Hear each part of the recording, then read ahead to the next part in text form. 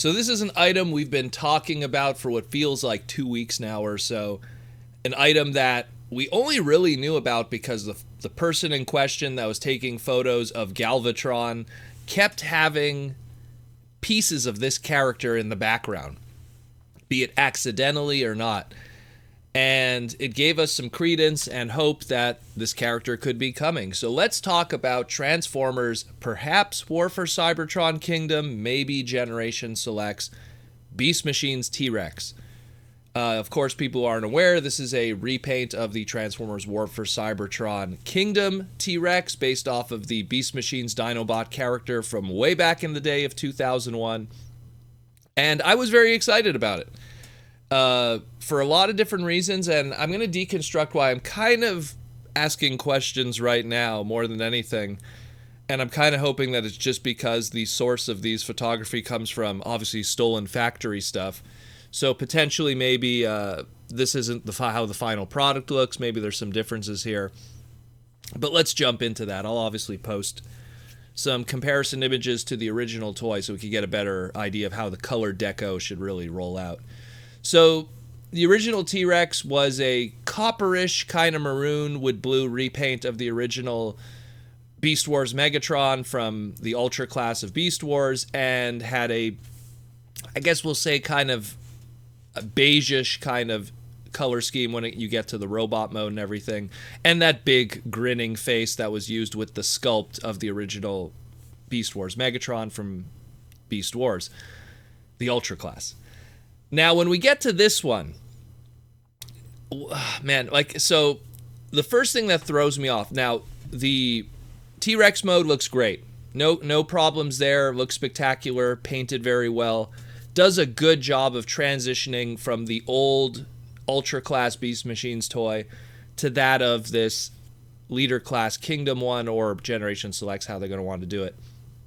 A lot of the questions I have come when we get into that of the robot mode. Now, granted, there is a lot of gang molding stuff that cannot be avoided because of how the Megatron was, so a lot of the excess blue that's all over that of the robot mode. Again, it's just a product of the gang molding, I understand that, but it's more the choices of that silver used for the entire body. I find that kind of bizarre, why didn't they go with that more beige color scheme? Maybe they thought the silver popped more. Maybe that's a possibility. Because even in fictional appearances, he didn't really have that kind of color scheme. But the thing that really makes me go, what's going on here, is that of the head sculpt. Because there was this image of a grinning Megatron Kingdom face that leaked out that someone got on one of their Kingdom Megatrons. And the belief was that it was an accidental head swap in the factory of a future repaint. What usually happens a lot of times is when, especially now with Transformers, is when a repaint is planned for a figure way in advance, the figure is made on the sprue in the factory. What happens a lot of times is the actual head sculpt for that first release is put on the sprue, and also the variant that'll be used later. It's just easier for design and everything, so they don't have to make a whole new sprue with the CAD. But what happens is that extra head sculpt, it gets recycled. They take it off of the model sprue, they put it on the side, it gets recycled and reused for the plastic for other product. And then later on, when they revisit it, that happens. Once in a while, sometimes the wrong head gets put on it. It happens, but I guess in this case, because of how similar the two are, where it would just be a smile as opposed to another one of them got out.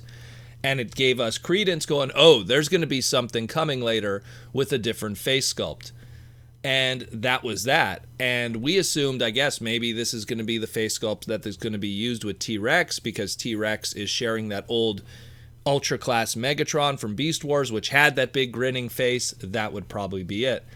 Instead, the images shown here, and man, it does not look good, is they took the regular Kingdom Megatron face, which has the regular, I guess we'll call it, closed mouth, and they put a piece of paint over the lip to I guess, to try to simulate that of teeth.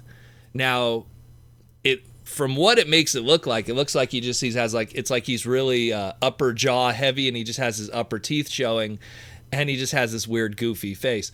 I'm going to assume that this is just a early stolen factory prototype that is supposed to have the other head and the teeth painted in.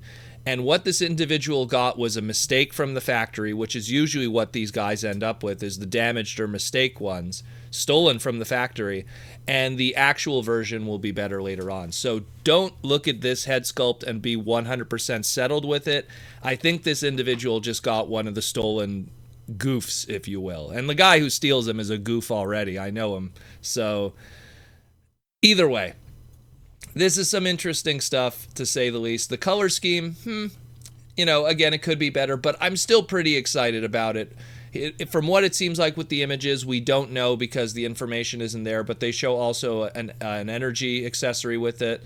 Looks like the one that came with Omega Supreme, but obviously it's not the same color, so maybe it comes with the energy accessory too that also came with Megatron from Kingdom.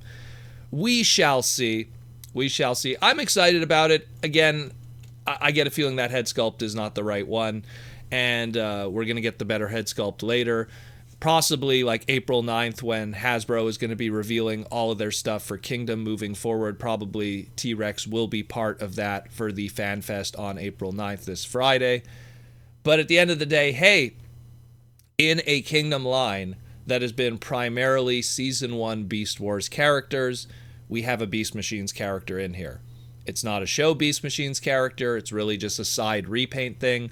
But it is incredible to see something from Beast Machines get a update after all these years in mainline Transformers. And I dig that. Especially in this day and age.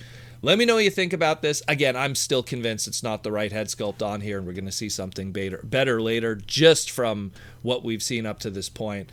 And this individual just got something early that is a mistake from the factory floor. Let me know what you think. Pretty cool stuff. Otherwise, we'll wait until April 9th to get the truth.